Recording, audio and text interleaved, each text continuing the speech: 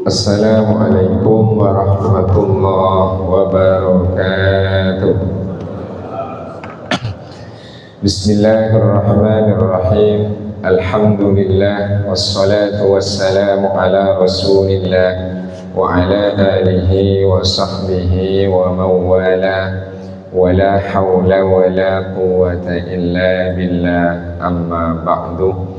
Hadratal mukarramin, segenap Dewan Kemakmuran Masjid Jami'an Nasruh, para guru, para tokoh, para sepuh, Bapak Ibu jamaah sholat subuh rahimakumullah. Alhamdulillah, pagi ini Allah hidupkan kita kembali dalam keadaan tetap muslim muslimah, mukmin mukminah. Mudah-mudahan Allah senantiasa teguhkan keimanan kita. Semoga pula yang sakit di antara kita Allah sembuhkan, yang punya urusan dimudahkan, hajat dikabulkan. Mudah-mudahan rezekinya terus melimpah barokah, semuanya bisa ziarah Mekah Madinah. Amin ya rabbal alamin. Jemaah rahimakumullah, kajian kita sebelumnya yaitu terkait tentang akikoh dan juga terkait hukum anak yang sudah terlahir ke dunia. Lanjutannya, qala al-musannifu rahimahullahu ta'ala wa nafa'ana bihi wa bi'ulumihi fid dharain amin. Hukmu lahmiha wa jildiha, hukum daging dan kulit akikoh. Apakah nanti statusnya ini boleh dijual belikan atau tidak sebagaimana status hukum korban? Hukmuha kaddohaya, hukum dari binatang akikoh itu sama seperti hukumnya binatang kurban. Yukalu min lahmiha, dagingnya dikonsumsi, wa yutasaddaqu minhu, dan juga disedekahkan. Tetapi wala yuba'u syai'un minha, tidak boleh dijual apapun yang ada di binatang yang dijadikan sebagai akikoh. Berarti statusnya sama dengan hukum binatang kurban. Orang yang memotong binatang akikoh tidak boleh dijual, termasuk juga kepala dan kulitnya. Karena orang yang berakikoh itu tujuannya tak lain adalah yaitu bentuk tasyakkuron, bersyukur kepada Allah atas kelahiran putra, putri atau cucu yang selama ini dinanti-nanti. Oleh karena itu murni yaitu syukuran, jangan diperjualbelikan. Apakah daging akikoh ini pembagiannya sama seperti binatang kurban? Tentu beda. Satu, wa yusannuh tabakhuha, daging akikoh ini disunnahkan dimasak. Kalau daging kurban itu disunnahkannya dibagikan nayyian secara mentah, tapi kalau akikoh itu dibagikannya sudah matang.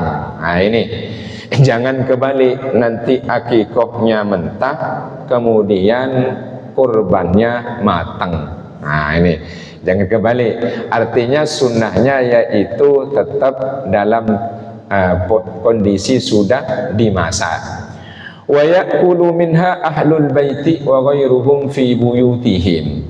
Penghuni rumah yang berakikoh itu diperbolehkan untuk mengkonsumsi daging akikoh, begitu juga yang lainnya di rumah mereka.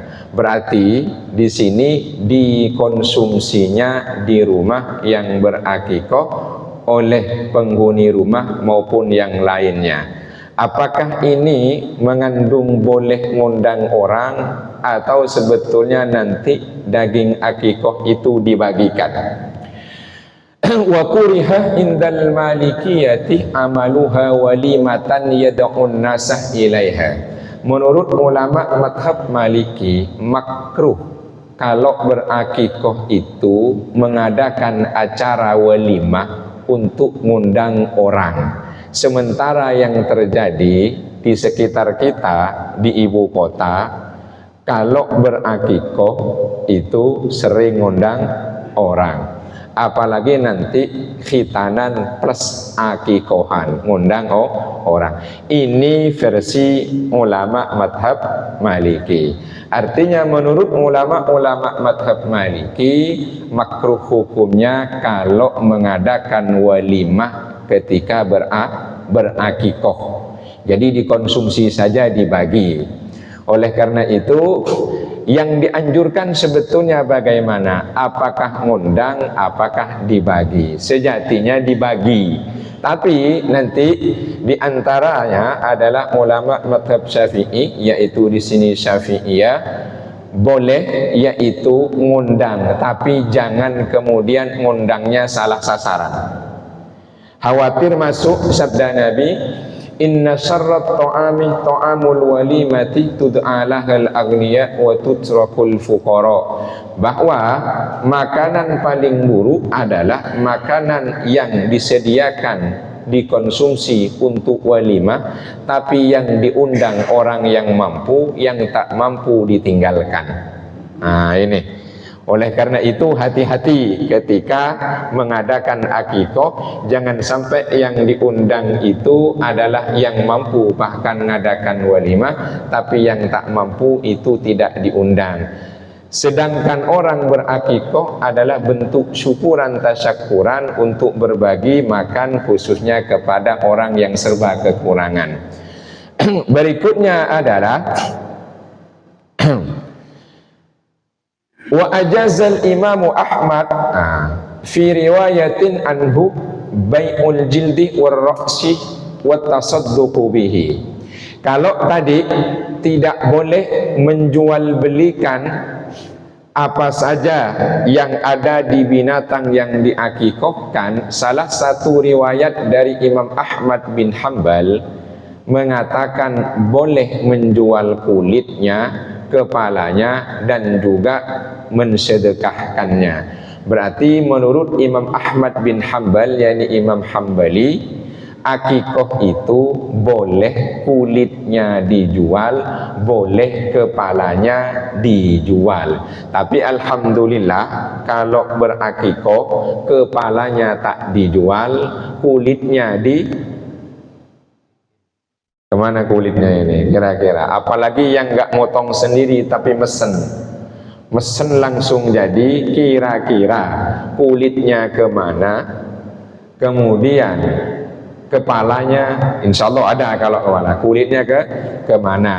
Kenapa kok salah satu riwayat Ahmad bin Hanbal ini kadang muncul?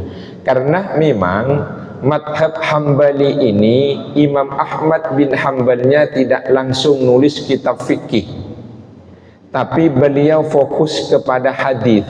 Nanti 3 abad setelah beliau wafat, baru ulama pengikut beliau itu nulis fikih Hambali. Kalau yang 3 nulis, Imam Syafi'i nulis kitab Al-Um, Imam Malik nulis yaitu kitabnya Al-Muwatta, sedangkan Imam Abu Hanifah nulisnya Al-Fiqhul Akbar. Maka wajar nanti kalau dalam madhab Hambali itu sering ditemukan 2 pendapat padahal orangnya sama.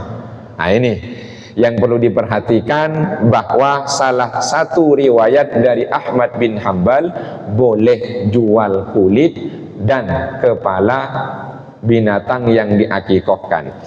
Wa yustahabbu i'ta'ul qabilati minal akikoti, dan disunnahkan, dianjurkan. Siapa? Qabilah, dukun bayinya diberikan bagian dari daging akikoh. Pertanyaannya, kalau dulu pakainya dukun bayi saat lahiran, mungkin ini mudah untuk memberikan daging akikoh. Tapi kalau lahirannya di rumah sakit, kira-kira ngasih apa tidak? Ini ya, artinya sunnah hukumnya memberikan daging akikoh kepada qabilah, bukan beda nih. Kalau qabilah qofnya panjang, ba lam tak marbutoh, dukun bayi.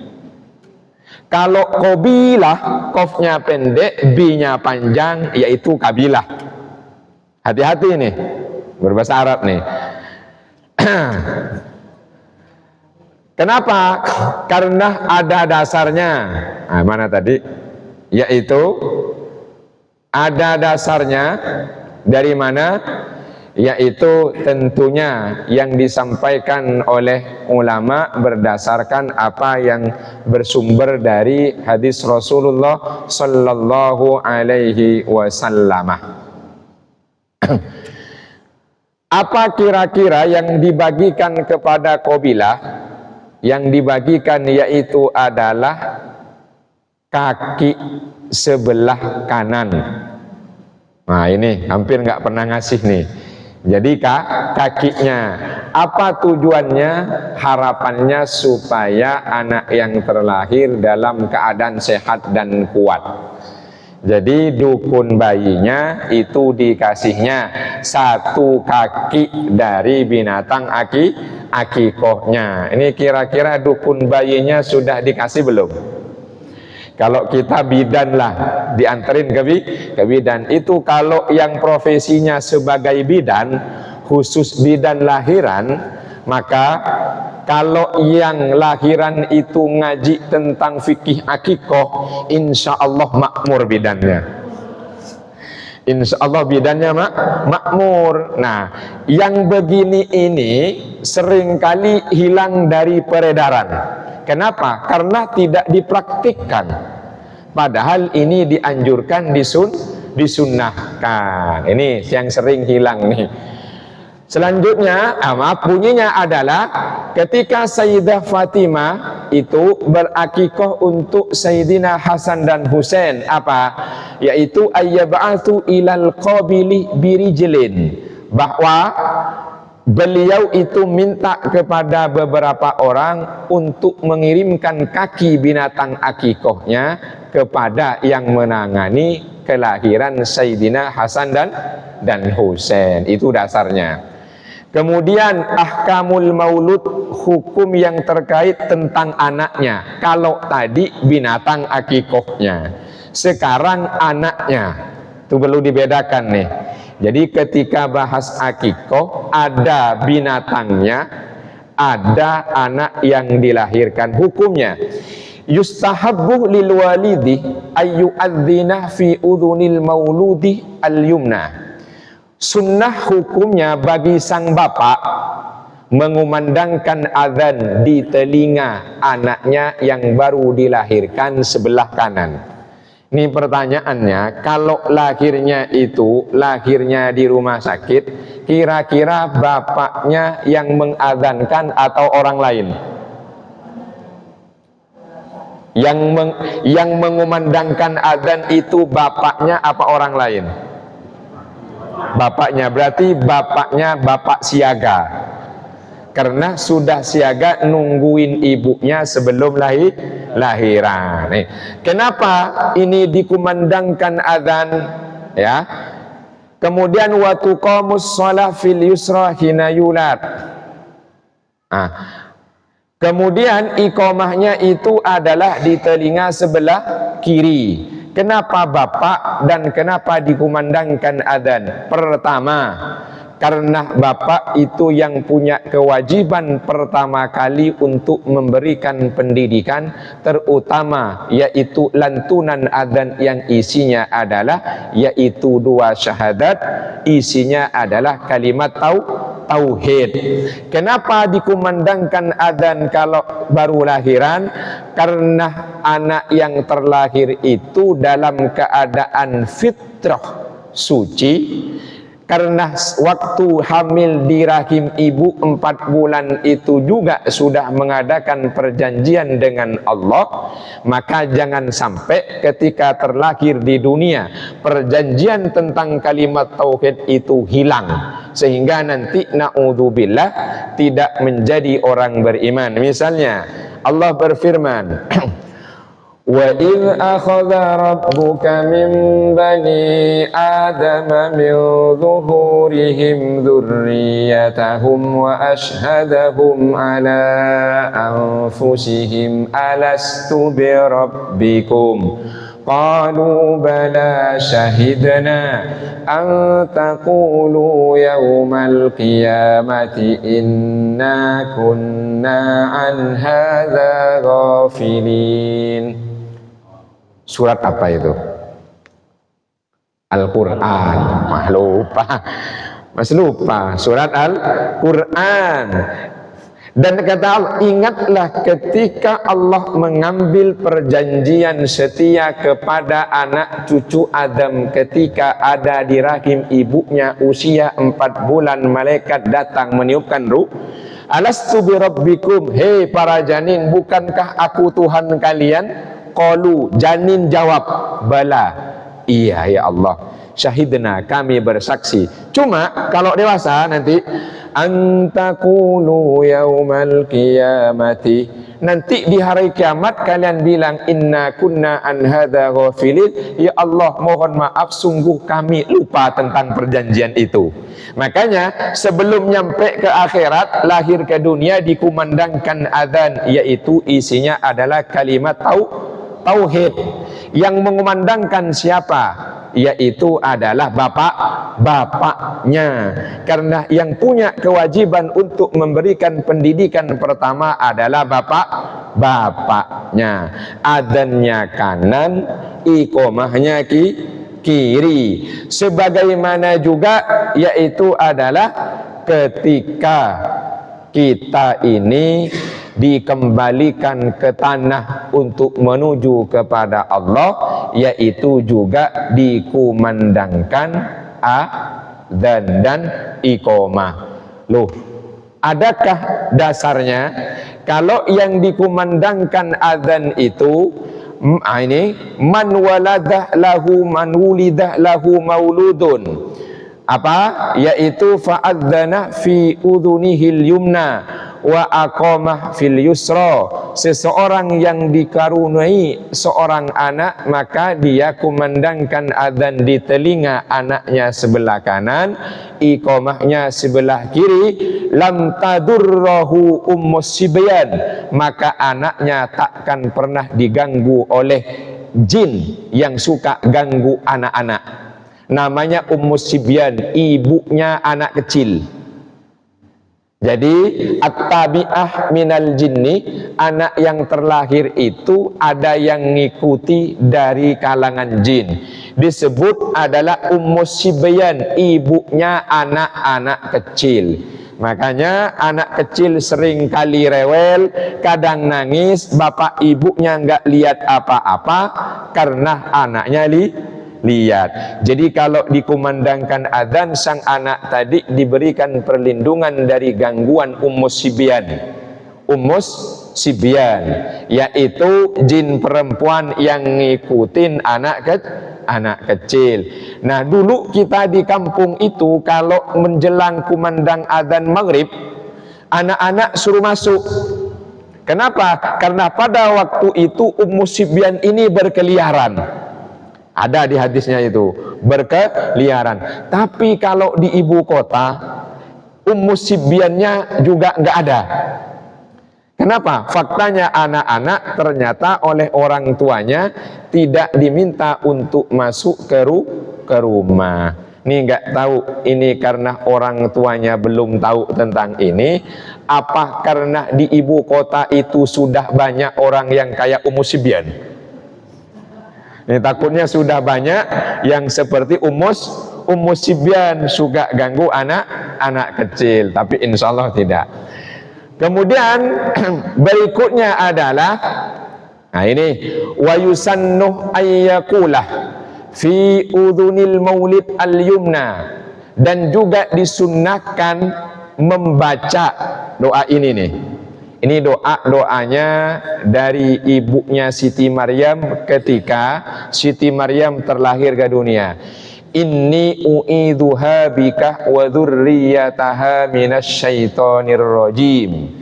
Ya Allah, aku minta perlindungan kepadamu, lindungi dia dan anak cucunya dari setan yang terkutuk. Itu doa adalah doa yang dibaca oleh ibunya Siti Maryam ketika terlahir ke dunia.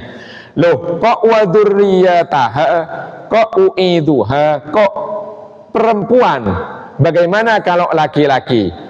Wa yakulu dzalika walau kana al-maulud dzakaron ala sabilit tilawah, meskipun anak yang terlahir laki-laki tetap bacaannya yaitu u'idzuha bika wa dzurriyyataha, karena itu sebagai bentuk penyebutan zikir, yaitu ngambil dari Al-Qur'an, niatnya juga membacakan ayat Quran. Jadi selain doa plus itu adalah membacakan ayat Quran. Kalau di Al-Qur'annya kan begitu. Inni u'idzuha bika wa dzurriyyataha minasyaitonir rajim. Inni sammaituha Maryam wa inni u'idzuha bika wa dzurriyyataha minasyaitonir rajim. Itu surat Al-Qur'an ya. Kalau ditanya surat apa? Surat Al-Quran, biar nggak lupa. Nah ini, jadi penting untuk menjaga anak sejak baru lahir. Pendidikan sudah diajarkan, perlindungan pun juga sudah diajukan kepada Allah Subhanahu wa ta'ala. Wa tabarruk bilafdil ayat, juga tabarrukan ngalap berkah dengan lantunan ayat Al-Quran, bukan hanya bentuknya doa, tapi itu sebagai bacaan Al-Quran. Ini kira-kira anak cucu kita yang sudah terlahir, kira-kira sudah sesuai urutan apa belum nih? Kalau belum, nah makanya gimana caranya biar punya anak kecil lagi? Ya, cucu.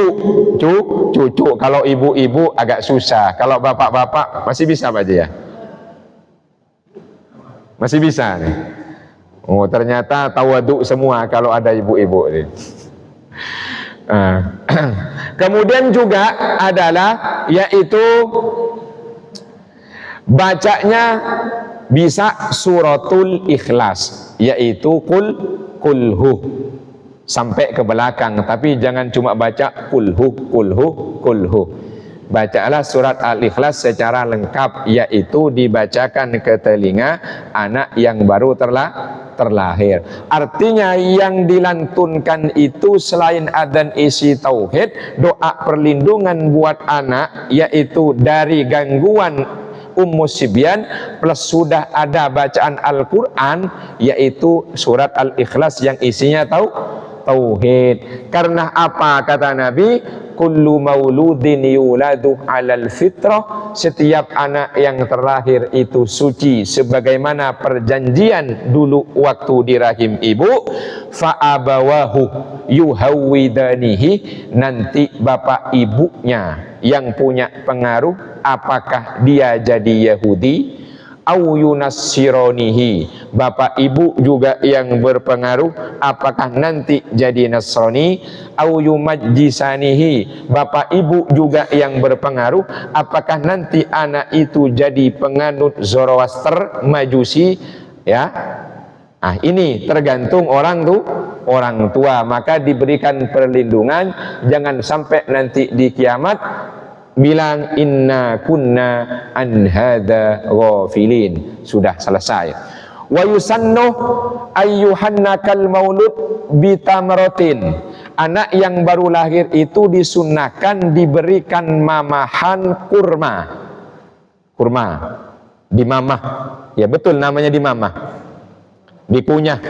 Jadi dikunyah hancur kurma itu, lalu ditahnik namanya, diberikan kepada anak yang baru lahir.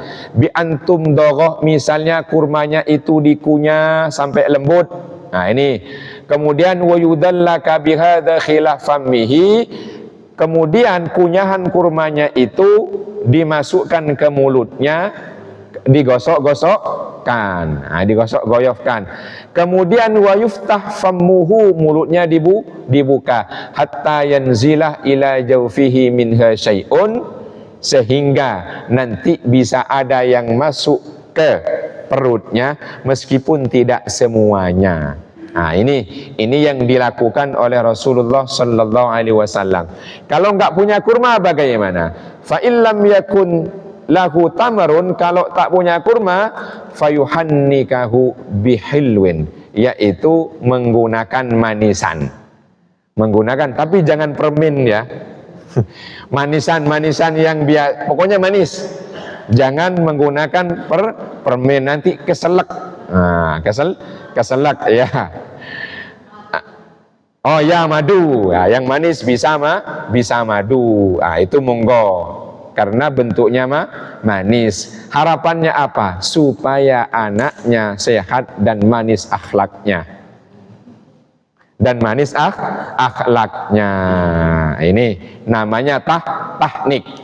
Berikutnya juga adalah wa yundabu ayyuhanna al-walid bi ayyuqala lahu. Orang yang tahu kalau seseorang diberikan keturunan baru saja, maka ini disunnahkan kita yang ketemu dengan bapaknya mendoakan dia, barakallahu laka fil mauhubi laka.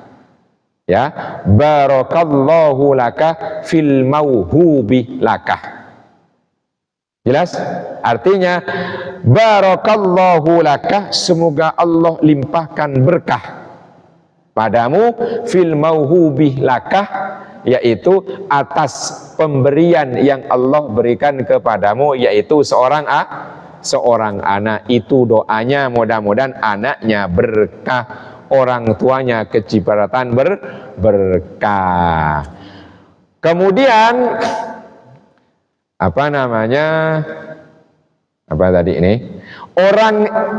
Bapaknya jawab doanya begini nih, wa yaruddu huwa 'alal muhanni fayaqul barakallahu laka wa barakah alaika. Jawaban bapaknya. Jadi kalau ada yang doakan untuk dia dan anaknya, barakallahu laka fil mauhubi laka. Jawaban sang bapak, barakallahu laka wa barakah alaika. Atau ajzalallahu sawabakah. Ajzalallahu sawabakah. Nih kayaknya yang sudah jadi bapak nggak pernah jawab begini nih. Kalau orang lain yang dianugerahi anak masih banyak, barakallahu laka, masih banyak. Cuma bapaknya nggak tahu jawabnya apa. Paling amin amin amin gitu aja ya.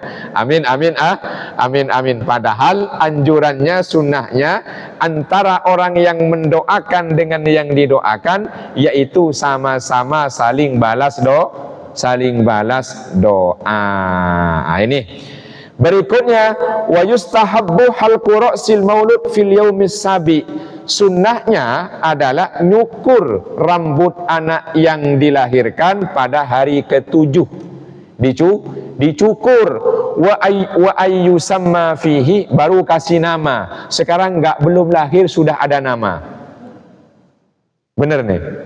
Padahal sunnahnya hari ke-7 baru dikasih ini belum lahir sudah ada benar ya?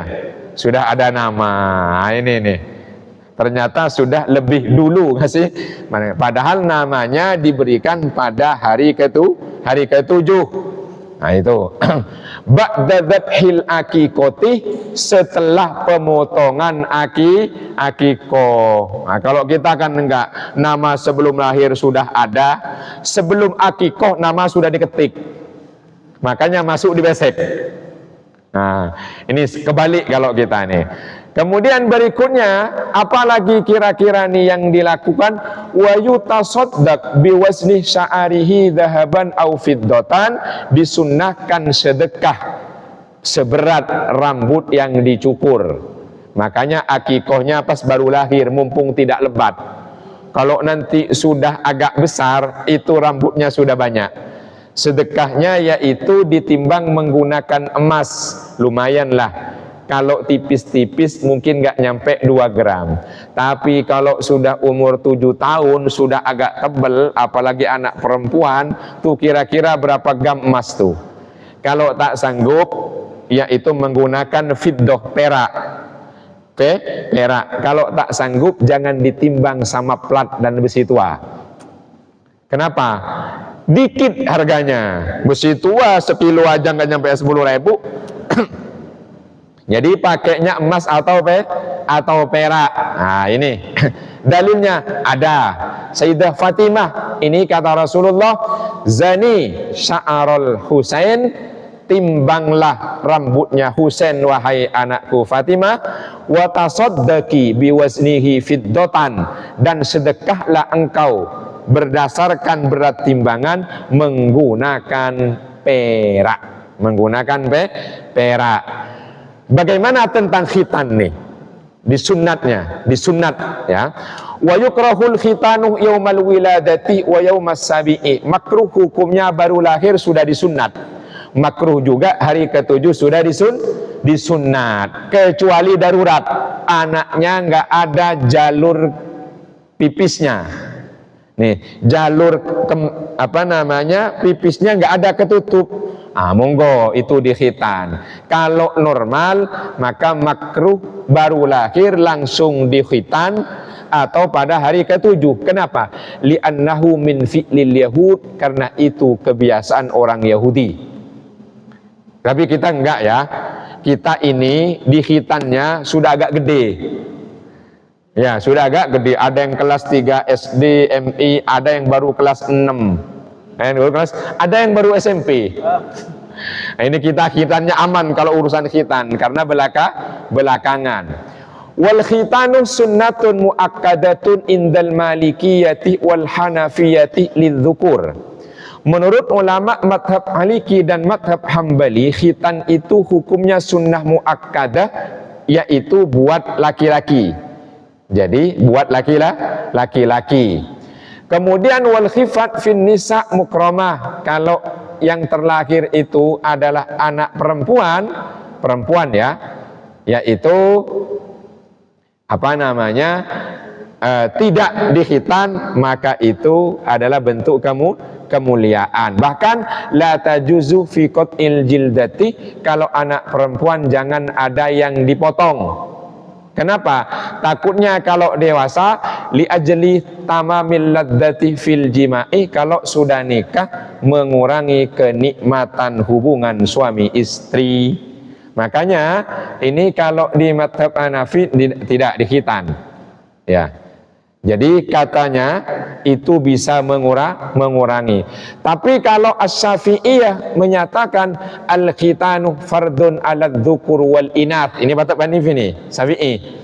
Bahwa khitan itu hukumnya fardu baik laki-laki maupun perempuan. Itu perbedaan pendapat. Tadi itu Maliki Hanafi, perempuan itu baiknya tidak dikhitan. Apalagi yaitu sampai bisa mengurangi kenikmatan nanti kalau sudah dewasa. Tapi kalau madhab Syafi'i, ulamanya bilang fardu. Pertanyaannya logikanya apa? Nah, ini harus ada logikanya nih. Kenapa kemudian tidak dikhitan perempuan? Karena nanti bisa mengurangi kenikmatannya kalau sedang berhubungan suami istri. Jadi kalau bahasa sekarang ini susah nyampe ya. Susah nyampe. Kalau laki-laki kan beda, kecuali konsumsinya jamu ramuan Madura. Insya Allah aman itu. Promosi.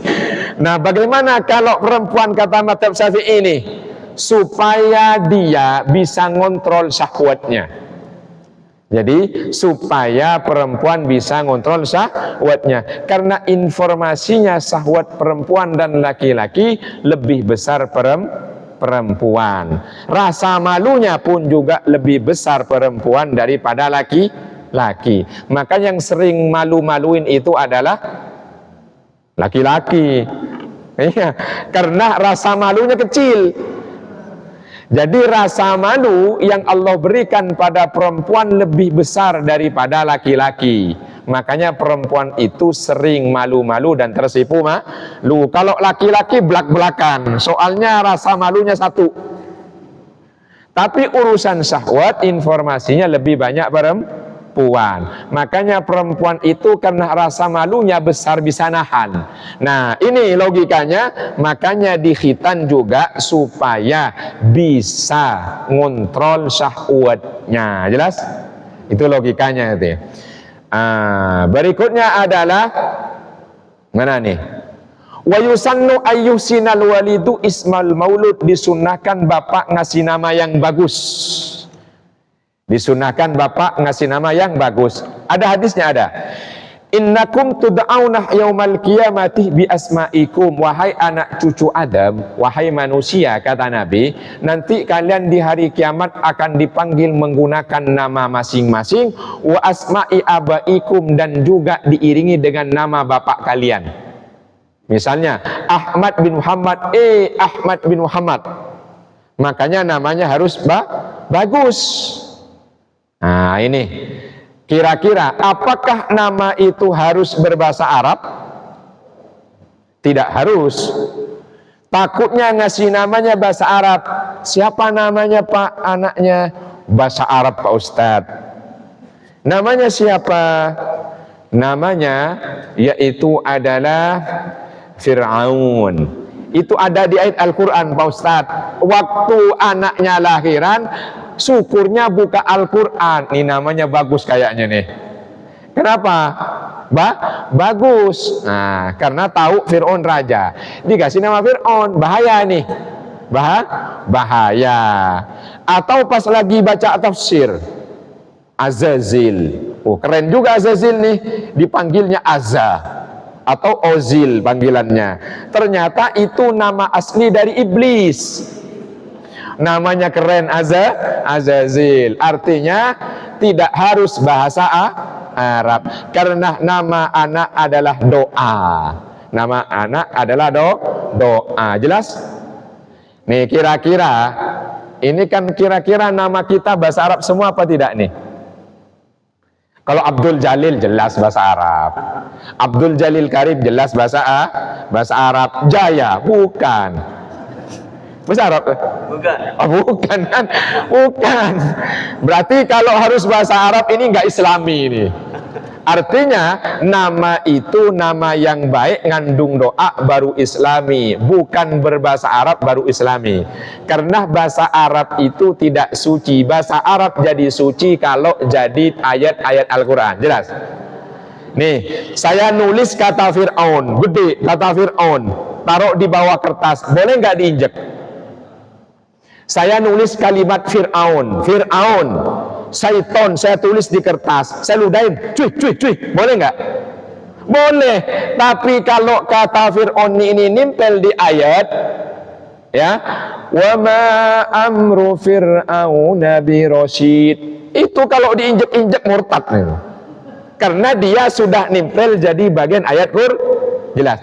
Jadi bahasa Arab itu tidak suci. Yang suci Al-Quran.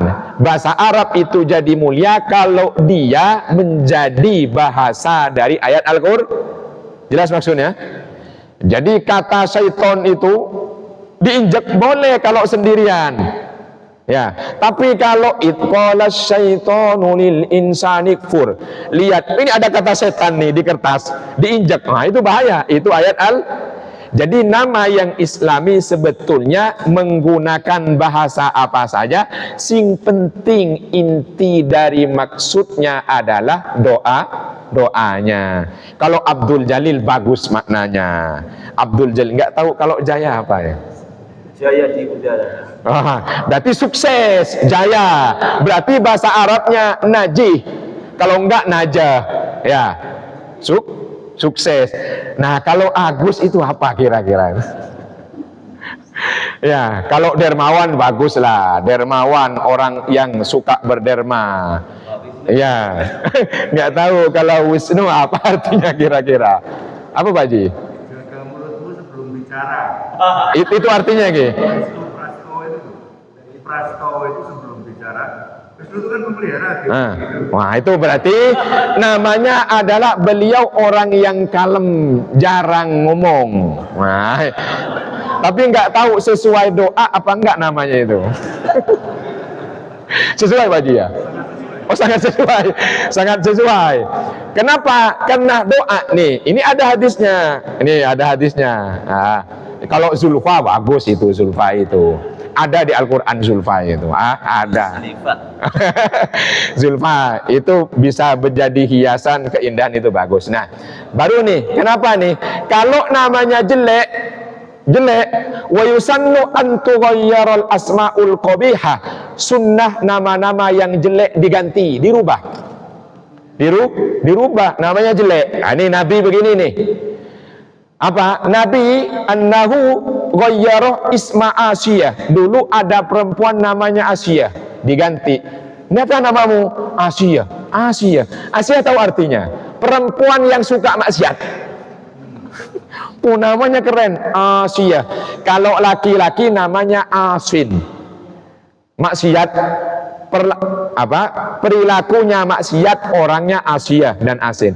Asiyah, kata Nabi, lah anti jamilah, diganti namanya Asiyah, artinya perempuan yang suka berbuat maksiat. Kenapa? Bukan. Kalau ini Asiyah, maksiat.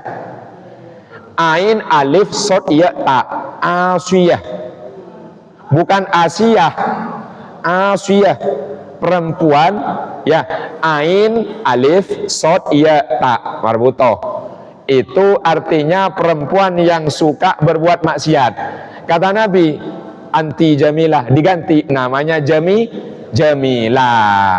Kadang juga nama itu kalau nggak cocok, sakit-sakitan anaknya. Wa ma yatatayyaru binafyihi. Kadang bikin anak sakit, monggo diganti namanya. Jelas? Nah ini. Jadi nama yang jelek-jelek monggo diganti.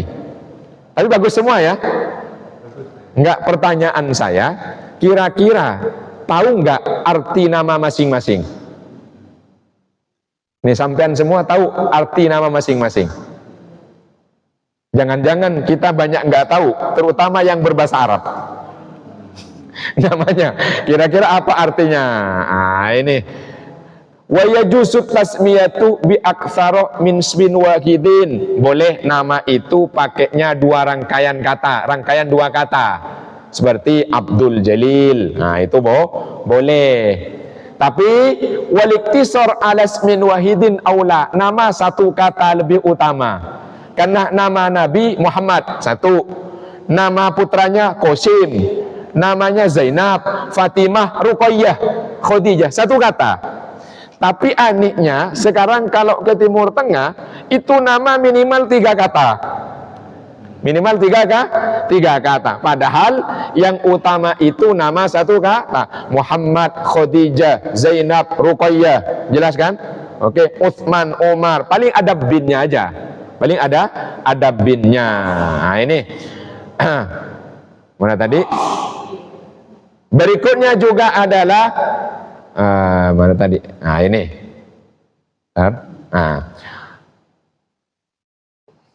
Mana kok hilang? Soalnya kecil-kecil nih, Bu.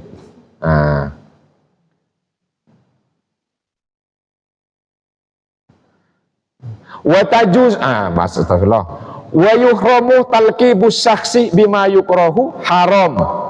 Nanti memberikan gelar panggilan kepada seseorang kalau panggilannya itu tidak disenangi. Tidak disenangi, misalnya bogel. Nah, seneng nggak kira-kira nih? Dipanggil bogel, seneng apa enggak? Enggak. Kalau di sini akwar itu si picek. Kalau akmas itu adalah mata selalu berair, berarti rabun. Enggak boleh, kecuali begini. Wa yajuzu dzikruhu biniyati ta'rif liman lam ya'rifu illa bihi. Tapi boleh nyebut panggilan itu kalau ada orang nanya, orang itu tidak tahu kecuali itu yang disebut. Contohnya, Pak, di sini ada si fulan. Si fulan yang mana ya? Itu yang bogel itu, enggak apa-apa. Itu yang matanya begini, itu nggak apa-apa. Karena apa? Untuk bisa dikenal oleh orang. Nah, mudah-mudahan nama-nama kita itu yang memang menjadi harapan dan doa dari orang tua itu sesuai dengan harapan. Amin ya rabbal alamin. Jadi nama yang Islami itu adalah yang baik, mengandung doa. Bu, tidak harus berbahasa Arab. Sugeng, Agus, selamat, itu kemana saja tetap selamat, itu doanya. Ya, Sugeng selamat itu doa. Mudah-mudahan Allah berkahi anak cucu kita semua. Amin. Wallahu a'lam bishawab. Yang banget sekarang suara yang pertama didengar bayi itu azan tadi. Itu akidah di situ. Itu ajak sholat, mengajak mencapai kebenaran, pujian kepada Allah. Itu terekam pada memori otak bayi baru lahir. Itu yang paling penting. Nah, jadi kami di rumah sakit di OKA sudah dibudayakan dari dulu. Jadi kalau anak baru lahir, satu pun tidak boleh bersuara keras sampai bayi diazankan oleh orang tuanya. Tujuannya adalah supaya kalimat yang pertama direkam otak menjadi memori adalah kalimat tauhid tadi. Itu satu. Ya. Yang kedua, nah ini tadi saya komentari tadi itu apa benar atau tidak tadi itu? Apa tadi kurma itu yang kurma teknik kurma dikumang kurnya terus dimasukin ke mulut ke bayi. Nah itu melayang setengah itu. Ya. Bayi baru lahir, kita harus waspadai. Kenapa Allah menciptakan air susu ibu? Karena itu yang harus masuk pada bayi baru lahir. Malah kalau secara ilmiah diteliti sampai umur 2 tahun bayi itu harus menerima air susu itu. Iya, tidak boleh itu kurma madu apa itu tidak bisa. Kurma itu di Islam yang tidak bisa diserap. Namanya sukrosol, senglosol. Tidak mungkin bayi khususnya belum dilatih sudah diberi Islam. Tidak mungkin itu. Tidak boleh. Tidak boleh. Ya, mau bagi. Nah itu sedikit. Tolong kita beristihad, dipikirkan yang demikian. Nah, kenapa susu formula? Itu berpuluh-puluh tahun ilmuwan itu meneliti susu formula itu supaya sama dengan komposisi kimianya dengan ASI ibu. Nah kalau sudah sama ya sudah boleh diberikan. Jadi kalau saya pribadi saya mungkin cucu saya atau siapa yang suruh rumah ibunya ada orang tuanya. Kalau orang tuanya yang ini bolong gimana? Orang tuanya bapaknya habis rokok, habis minum kopi, bercampur rumah diberikan si bayi itu tidak mungkin. Itu sedikit komentar ya. Mulai kita nanti beristihad ya. Carilah jalan yang benar. Karena dalam Al-Quran sudah ada. Wa khalaqa kulla syai'in faqaddarahu taqdira. Dia menciptakan segala sesuatu dan mengaturnya dengan sangat rapinya. Apa itu? Iya. Sedikit komentar Pak ya. Nah, nanti saya ingin juga ya kita ini tolong mendoa ya secara itu.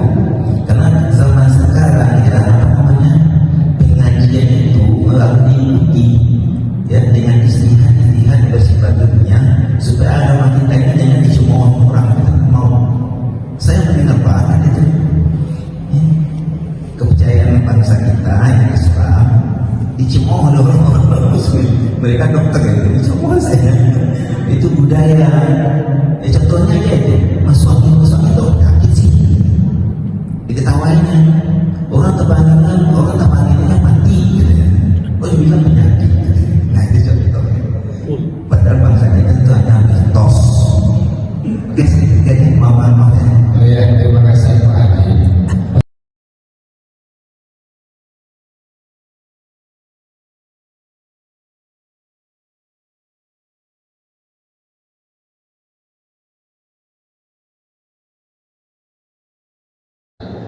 Ini Sebentar, ini harus ada yang diluruskan ini. Jadi mohon maaf, terima kasih komentarnya, itu informasi bagus. Tapi ini bukan bertentangan dengan syariah dan bukan syariah. Akikoh itu tidak ada di Al-Quran tapi ada di hadis. Ini bukan ijtihad, ini hadis Nabi. Yang kedua, yang disampaikan tahnik itu bukan ijtihad saya, tapi hadis Nabi. Jelas ya? Jadi akikoh itu adalah syariat Islamiyah, bukan ijtihad ulama. Itu hadis Nabi. Di Al-Quran memang tidak ada, tapi di hadis itu ada. Itu bukan ijtihad ulama, itu dari Nabi.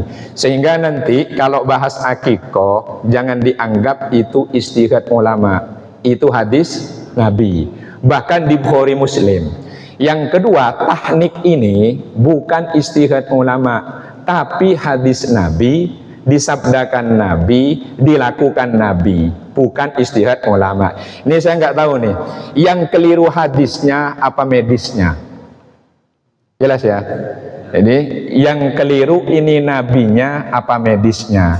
Kalau yang betul medis berarti nabi keliru, atau hadis yang menyampaikan ini yang harus dikoreksi. Jangan-jangan palsu hadisnya. Jelas ya?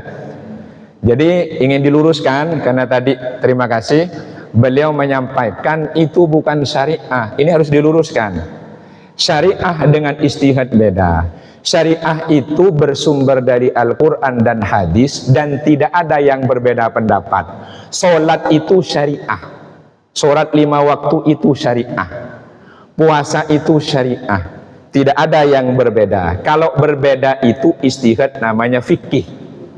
Namanya fikih. Akikoh ini ada hadisnya, bukan dari pendapat ulama. Tahnik ini bukan ijtihad ulama, tapi syariah, karena ada hadisnya. Makanya kita cek, nabinya yang keliru, atau ini medisnya yang keliru, atau medisnya benar, sebetulnya hadisnya nggak ada, tapi dipalsukan. Ini yang menarik ini. Jelas ya? Nah, karena selama ini hadis-hadis yang disampaikan Nabi ternyata terbukti belakangan. Ini berarti menarik ini dari Pak Dokter nih. Nanti silakan, ini perlu riset berarti ini. Berarti kalau memang yang betul itu adalah medis, berarti Nabi ini harus dikoreksi hadisnya. Berarti bisa jadi Bukhari Muslim keliru. Karena hadisnya di sini muttafaqun alaih. Jelas ya? Nah, terima kasih Pak Dokter informasinya. Kalau menurut medis itu ternyata yang di fikih tadi itu bertentangan, berarti nanti tugasnya yaitu tugas para ulama dan tugas para dokter untuk duduk bersama. Tapi yang ingin saya tekankan, jangan bilang itu bukan syariah dan melanggar syariah. Karena akikoh itu syariah, ada hadisnya, bukan kata ulama. Dan tahnik itu bukan ijtihad ulama, tapi ada hadisnya, itu syariah. Jelas ya? Baik, saya kira itu. Terima kasih. Nanti boleh nih di riset nih. Nah, karena beliau kalau nggak salah kan juga di MUI DKI. Ini yang Pak Dokter kan di MUI DKI kan? Di MUI DKI kan? MUI. Kesehatan syariah, kedokteran syariah. Nah, ini kesimpulannya sebanyak itu ahli profesor itu kesimpulannya seperti yang tadi. Banyak tuntunan-tuntunan yang diyakini umat Islam itu harus dijelaskan. Itu maksudnya kan gitu. Ya, itu seperti tadi itu kita udah banget. Itu aja ya. Oke.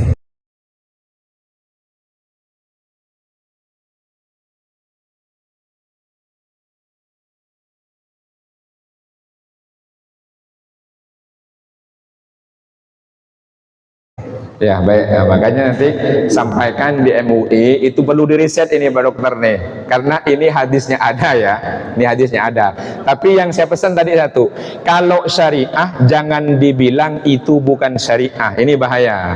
karena itu ada hadisnya. Nah, ini nanti perlu disampaikan ke ulama-ulama, karena ini hadisnya dinyatakan Sahih Bukhari Muslim, tapi ternyata menurut medis bertentangan, yaitu dengan kesehatan. Ini informasi bagus. Terima kasih Pak Dokter. Wallahu a'lam bishawab. Alhamdulillah.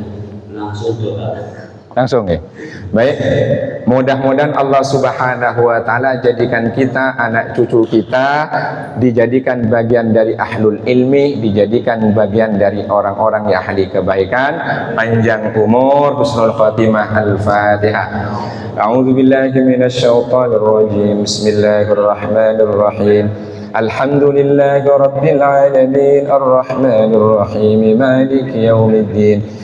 إياك نعبد وإياك نستعين اهدنا الصراط المستقيم صراط الذين أنعمت عليهم غير المغضوب عليهم ولا الضالين آمين بسم الله الرحمن الرحيم الحمد لله رب العالمين اللهم صل وسلم وبارك على نبينا محمد وعلى آله وصحبه أجمعين ربنا ظلمنا أنفسنا وإن لم تغفر لنا وترحمنا لنكونن من الخاسرين ربنا اغفر لنا ذنوبنا ولوالدينا وأولادنا وأزواجنا وأصحاب الحقوق الواجبة علينا ومشايخنا وتلاميذنا والمسلمين والمسلمات والمؤمنين والمؤمنات الأحياء منهم والأموات اللهم اشفنا وأهلنا والمسلمين اللهم سلمنا وأهلنا والمسلمين اللهم اجعلنا وأولادنا من أهل العلم والخير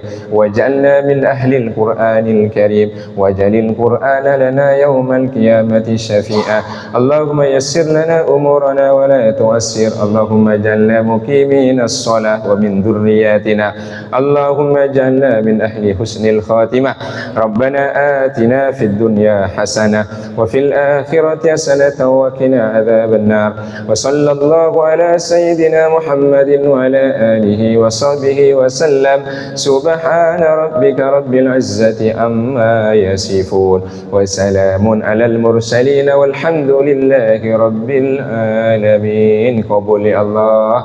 Kurang lebihnya mohon maaf. Hasbunallah wa ni'mal wakil. Wassalamualaikum warahmatullahi wabarakatuh. Waalaikumsalam.